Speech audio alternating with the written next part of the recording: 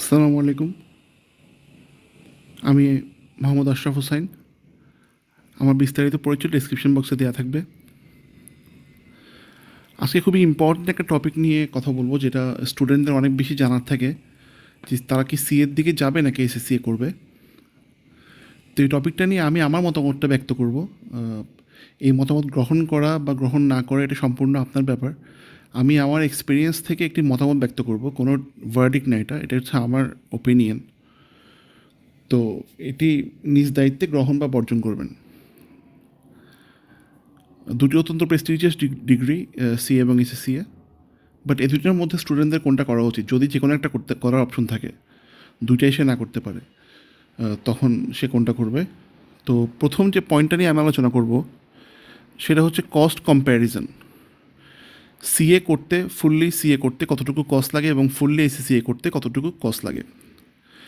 CA করতে কতটুকু খরচ হয় এটা নিয়ে আমার একটা বিস্তারিত ভিডিও আছে, আপনারা ওখানে পাবেন। তাও আমি সামারিটা এখানে বলি যে সিএ যদি একটা এক্সাম আপনার একবার করে দিতে হয় বা কয়েকটা এক্সাম দুইবার করে লাগলো, আপনার সব মিলিয়ে আপনার অ্যাভারেজ যে খরচটা আসবে সিএর 3টা পার্টের, সেটা হচ্ছে 1,20,000 থেকে 1.5 লাখ টাকার মধ্যেই হয়ে যাওয়ার কথা। সম্পূর্ণ সিএ বলতেছি আমি, 17টা বিষয়, সম্পূর্ণ সিএ 17টা বিষয়ের আপনার যে খরচ যেটা আসবে 1,20,000 থেকে 1.5 লাখ টাকার মধ্যে হয়ে যাওয়ার কথা।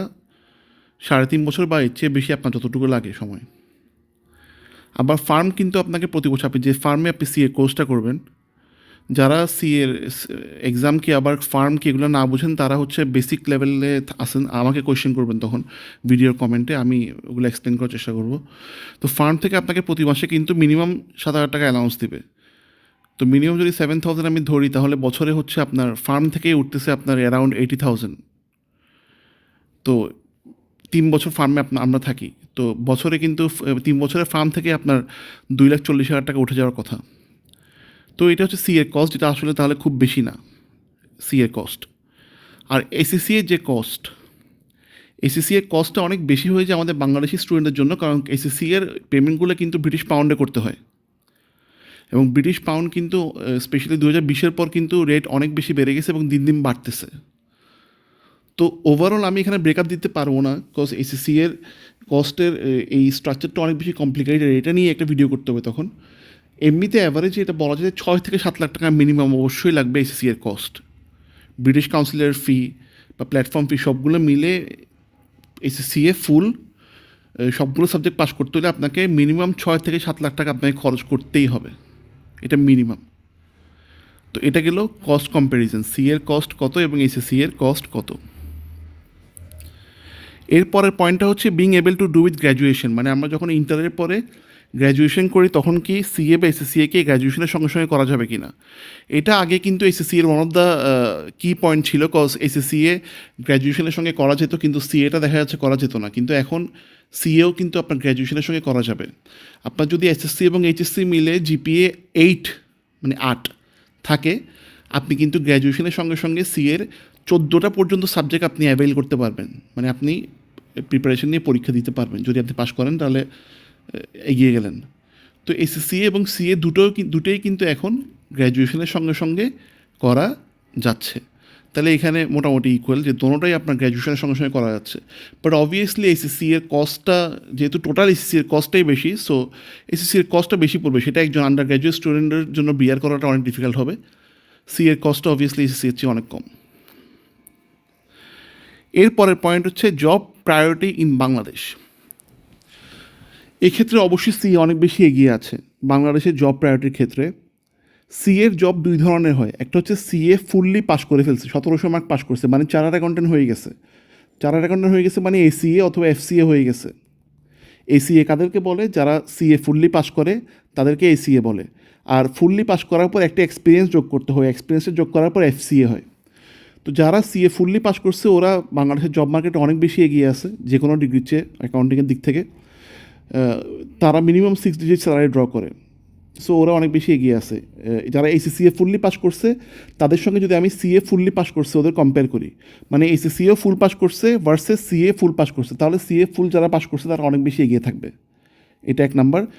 এবং 2 নাম্বার হচ্ছে এসএসসি এর ফুললি পাস না করলে মানে এসএসসি যদি আপনি পার্ট কোয়ালিফাইড থাকেন এবং ফাইনাল লেভেলে আপনি যান নাই, জাস্ট পার্ট কোয়ালিফাইড, তখন কিন্তু আসলে জব মার্কেটে আপনার ডিমান্ডটা অনেক কম থাকবে।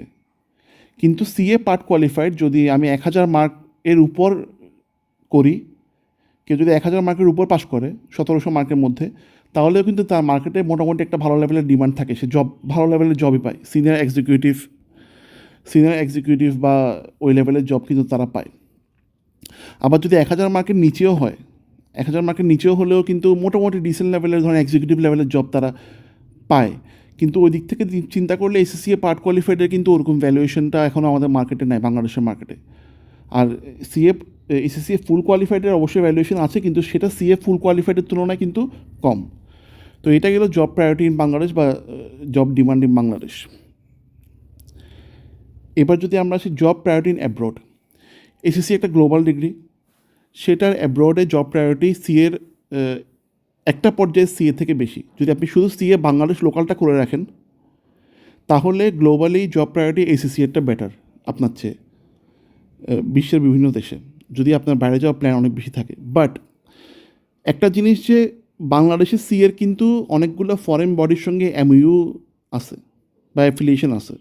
ফর এক্সাম্পল, বাংলাদেশের সিএর কিন্তু ইংল্যান্ডের সিএ যেটা আইসিডাব্লিউ, ওটার সঙ্গে অ্যাফিলিয়েশন আছে। বিষয়টা এমন যে আপনি বাংলাদেশের সিএ যদি পাশ করেন, তাহলে অল্প কয়েকটা মার্ক পরীক্ষা দিয়ে আপনি কিন্তু ইংল্যান্ডের সিএ হয়ে যেতে পারবেন। সিমিলারলি বাংলাদেশের সিএর সঙ্গে CPA Australia, CPA Canada, CPA New Zealand, এদের সঙ্গে অ্যাফিলিয়েশন আছে। সো বাংলাদেশের সিএ পাশ করে যদি আপনি ওই গ্লোবাল ডিগ্রিগুলো নিয়ে ফেলতে পারেন, যেমন আইসিডাব্লিউ, সেটা কিন্তু অনেকেই নেওয়ার চেষ্টা করে, তাহলে কিন্তু আপনার অ্যাব্রডে ভ্যালুয়েশনটা কিন্তু এসএসসি এর মতো হয়ে যাবে। এসএসসি যেমন অ্যাব্রডে একটা ভ্যালুয়েশন পাবে, আপনি যদি আইসিডাব্লিউ করে ফেলতে পারেন সিএ পাস করে, যেটা আপনি সিএ পাস করলে 2-3 সাবজেক্ট পরীক্ষা দিয়ে করে ফেলতে পারবেন, তখন কিন্তু আপনার গ্লোবালি কিন্তু আপনার অ্যাকসেপ্টেন্স লেভেলটা ওই লেভেলে চলে যাবে বাংলাদেশে সিএ হলেও।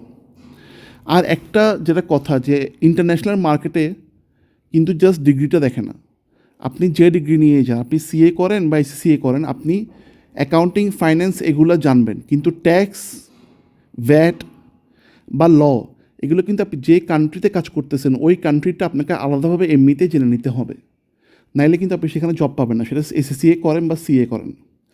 আপনি ধরেন এসএসসিএ করে সিঙ্গাপুরে আপনি কাজ করতে গেলেন, আপনাকে কিন্তু সিঙ্গাপুরের ট্যাক্স, ভ্যাট এবং ল জেনে নিতে হবে। বা দুবাইতে কাজ করতে গেলেন, ওখানকার ল জেনে নিতে হবে। তো এটা যে ডিগ্রিটি আপনি করেন, আপনাকে কিন্তু ওই লোকাল নলেজগুলো আপনাকে এমনিতেই নিতে হবে। সো এসএসসিএ গ্লোবালি অ্যাকসেপ্টেড, আর বাংলাদেশের সিএ কমপ্লিট করার পর যদি আপনি ওই আইসিডব্লিউ করে নেন, তাহলে ওইটাও গ্লোবালি অ্যাকসেপ্টেড।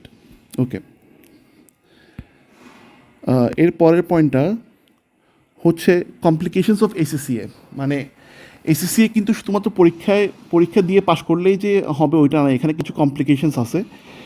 এসএসসিএতে পাশ করতে হলে একটা 3 ইয়ার্সের জব এক্সপিরিয়েন্স দেখাতে হয় অ্যাকাউন্টিং ফিল্ডে, এবং জব এক্সপিরিয়েন্সটা একটা ডিসেন্ট মানের কোম্পানিতে হইতে হবে। যে কোনো বাজে কোম্পানিতে হলে হবে না, একটা ডিসেন্ট কোম্পানিতে হইতে হবে। কারণ এসএসসি এর পোর্টাল থেকে কিন্তু এটা ভেরিফাই করবে, এবং আপনাকে ওখানে ডিটেলস এক্সপ্লেন করতে হবে যে আপনি ওই জবে কী কী করছেন। আপনি অ্যাকাউন্টসে কাজ করছেন একটু বললেই হবে না, অ্যাকাউন্টসে কী কী কাজ করছেন, কতটুকু সময় ধরে করছেন, আপনাকে ডিটেলস বলতে হবে। তো এসএসসিএ কিন্তু জাস্ট পরীক্ষা দিয়ে পাশ করা না, এটাও দেখাইতে হবে জব এক্সপিরিয়েন্স। তো এখন দেখেন, আপনি যদি শুধু এসএসসি এর পিছনে যান, তো আপনি তখন হয়তো বা আন্ডার গ্র্যাজুয়েট বা জাস্ট গ্র্যাজুয়েশন করছেন, তখন আপনি একটা ডিসেন্ট কোম্পানিতে জব পাওয়ার চান্সটা কেমন? আবার জব যদি পেয়েও যান, ওই জব করতে করতে এসএসসিএ আপনি পরীক্ষা দিয়ে পাশ করবেন, ওই সম্ভাবনাটা কেমন? আবার অনেকে কী করে, এসএসসিএ করে এবং জব এক্সপিরিয়েন্স দেখানোর জন্য সিএ ফার্মে সময় দেয়, সিএ ফার্ম থেকে ওই এক্সপিরিয়েন্সটা নেয়। তো আপনি যদি সিএ ফার্মে 3 বছর সময় দেনই, তাহলে আপনি সিএ করলে সমস্যা কী? সিএ করলে তো আপনি ওই 3 বছর সময় দিয়ে আপনি সিএটাই করতে পারতেছেন, যেখানে এসএসসির খরচ অনেক বেশি। সো এগুলো কনসিডার করতে হবে যে জব এক্সপিরিয়েন্সটা কিন্তু দেখাতে হবে এসএসসিএতে, ঠিক আছে? আর ওই জব এক্সপিরিয়েন্সটা সিএ ফার্ম থেকে যদি দেখাতেই হয়, তাহলে সিএ ফার্মে সিএটাই তো করা যাচ্ছে। আর জব এক্সপিরিয়েন্সটা ডিসেন্ট একটা কোম্পানি হইতে হবে, কজ ওরা ভেরিফাই করবে আপনি কোন জায়গা থেকে আপনি জব এক্সপিরিয়েন্সটা শো করছেন। এরপর এসএসসি এর সঙ্গে তারা বলে যে একটা বিএসসি ইন অ্যাকাউন্টিং ডিগ্রি আছে অক্সফোর্ড ব্রুকস ইউনিভার্সিটি থেকে, অবশ্যই আছে। কিন্তু এই বিএসসি ইন অ্যাকাউন্টিং অ্যাভেল করতে হলে প্রথমত আপনাকে এক্সট্রা আরও খরচ করতে হবে, মানে আমি যে 6 থেকে 7 লাখ টাকা বললাম, সেটার সঙ্গে আবার এটার জন্য অ্যাড হবে টাকা। আরও হয়তো বা 1-1.5 লাখ টাকা, আমি এক্স্যাক্টলি জানি না, বাট এটার জন্য টাকা অ্যাড হবে এবং এটার জন্য আপনাকে থিসিস পেপার জমা দিতে হবে। সেকেন্ডলি, এসএসসি এর যে প্রফেশনাল লেভেল আছে সেটা আপনাকে উইথাউট এনি এক্সামশন কমপ্লিট করতে হবে। মানে আপনি এক্সামশন নিয়ে যদি প্রফেশনাল লেভেল কমপ্লিট করেন তাহলে কিন্তু আপনি এই বিএসসিটা পাবেন না। এবং এটার জন্য আইএলস করতে হবে। তো আইএলস করারও কিন্তু একটা সেপারেট খরচ আছে। সো এগুলো সবগুলো কিন্তু আপনাকে কনসিডার করতে হবে এসএসসিএ করতে হলে। এটা আমরা আলোচনা করে ফেলছি, এই স্লাইডটা 2বার হয়ে গেছে। তারপর হচ্ছে ফিউচার ইফ ড্রপ আউট। আচ্ছা, আমাদের অনেকের ক্ষেত্রে কী হয়, সিএ বা এসএসসিএ শুরু করছে, কিছুটা পথ গেছে, কয়েকটা সাবজেক্ট পাস করছে, এরপর আর কন্টিনিউ করতে পারে না, ড্রপ আউট হয়ে গেছে। এখন সিএর ক্ষেত্রে দেখা যায় কেউ যদি ড্রপ আউটও হয়ে যায়, তার সিএ ফার্মের এক্সপিরিয়েন্সটা কিন্তু থেকে যায়। সিএ ফার্মের ওই এক্সপিরিয়েন্স দিয়ে সে ধরেন 700-800 মার্ক পাস করছে, সেগুলো দিয়ে সে একটা মোটামুটি একটা জব পেয়ে যায়। কিন্তু এই সিএতে যেহেতু আপনি কোনো ফার্মে আসলে ফার্স্টে যোগ দিচ্ছেন না, তো আপনি যদি ড্রপ আউট করে ফেলেন, মাঝখানে গিয়ে কন্টিনিউ করতে না পারেন, আপনার কিন্তু কোনো ভ্যালুয়েশন নাই। কারণ এসএসসি অর্ধেক পাস করলে আপনাকে তেমন একটা ভ্যালুয়েশন কেউ করবে না। তো আপনার কিন্তু ওই ভ্যালুয়েশনটা থাকতেছে না যদি আপনি ড্রপ আউট হয়ে যেতে হয়, যেটা অনেকের ক্ষেত্রে হয়ে যেতে হয়। সিএর ক্ষেত্রে কিন্তু এই ভ্যালুয়েশনটা আপনার থাকতেছে। আর এসএসসি আর আইসিডাব্লিউ যদি আমি গ্লোবালি বলি, তো এখনও আইসিডাব্লিউটা একটু বেশি অ্যাকসেপ্টেড ইংল্যান্ডেও বা গ্লোবালিও। তো সিএ করলে কিন্তু আপনি আইসিডাব্লিউ করতে পারতেছেন এবং এসএসসিএ করলেও করতে পারতেছেন। তো এগুলো কনসিডার, এটা আমি অলরেডি ওই জব ডিমান্ড ইন অ্যাব্রোড আমি এটা আলোচনা করে ফেলছি। তো ফাইনাল ভার্ডিক্ট আমি কী দিব? ফাইনাল ভার্ডিক্ট যদি আমি দিই আমার পক্ষ থেকে, এটা আমার মতামত, আমার মতে একজন বাংলাদেশি স্টুডেন্ট আসলে সিএর পিছনে যাওয়াটাই বেটার। সিএটা পাশ করে কিন্তু আপনি এসএসসিএ করতে পারতেছেন, কজ এসএসসিএ কিন্তু সিএতে কিছুটা এক্সামিশন পায় এবং সিইও এসএসসিএতে কিছুটা এক্সামিশন পায়। দুই দিক থেকে কিন্তু রাস্তা আছে, কিন্তু সিএটা আপনি করলে আপনার দেশের ক্যারিয়ারটা সিকিউর হয়ে গেল, দেশে আপনার একটা ক্যারিয়ার সিকিউর হয়ে গেল। এরপর আপনি না হয় যদি সিএমএ ফুললি পাস করতে পারেন, তখন তো আপনি আইসিডাব্লিউটাই করে নিতে পারতেছেন। তখন আপনি আইসিডাব্লিউ করে বিদেশে আপনি ট্রাই করতে পারলেন। বিদেশে যদি আপনার কিছু নাও হয় বা কখনও দেশে ব্যাক করতে হয়, তখন কিন্তু আপনার দেশের ক্যারিয়ারটা কিন্তু আপনার সিকিউরড। তো সিএ করলে আসলে এই জিনিসটা হচ্ছে, এবং কস্ট যেখানে যেখানে সিএতে বিএসসি অ্যাকাউন্টিং সহ হিসাব করলে 7-8 লাখ টাকা কস্ট পড়ে যাচ্ছে, সেখানে সিএতে আপনি 1,20,000 থেকে 1.5 লাখের মধ্যে আপনি ডিগ্রিটা করতে পারতেছেন। প্লাস পার্ট কোয়ালিফাইড করলেও আপনার জবের ডিমান্ড থাকতেছে। ওভারঅল সবগুলো পয়েন্ট আমি আলোচনা করলাম। সো আমার ওপিনিয়ন থেকে বলতে গেলে আমি মনে করি একটা স্টুডেন্টের আগে সিএটা ট্রাই করা উচিত, বাংলাদেশি স্টুডেন্টের। এটা আমার মতামত। তো এই হচ্ছে আজকের ভিডিও। যদি ভিডিওটা ভালো লাগে এবং ইনফরমেটিভ লাগে তাহলে শেয়ার করে দিবেন এবং আমার চ্যানেলটা সাবস্ক্রাইব এবং ফলো করার অনুরোধ রইল। ধন্যবাদ। আসসালামু আলাইকুম।